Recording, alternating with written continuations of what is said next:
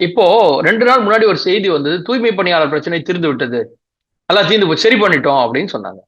இப்ப இன்னும் போராடுறவங்க யாரு? அப்ப அன்னைக்கு அறிக்கை கொடுத்தது பொய்யான அறிக்கைன்னு அரசாங்கம் ஒத்துக்குமா?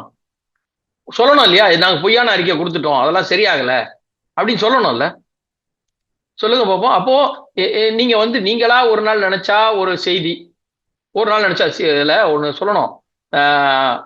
5, 6 வார்டு அந்த மண்டலம் டிவிஷன்ல அந்த டிவிஷன்ல அவங்கள ஒரு கிட்டத்தட்ட 10, 10:30க்கு கைது பண்ணிருப்பாங்கன்னு நினைக்கிறேன் அன்னைக்கு. கிட்டத்தட்ட 2, 3 மணி நேரம் சார். சாப்பாடு தண்ணி இல்லாம அந்த ஜீப்ல வண்டியில வச்சுட்டு சுத்திக்கிட்டே இருந்தாங்க சார்.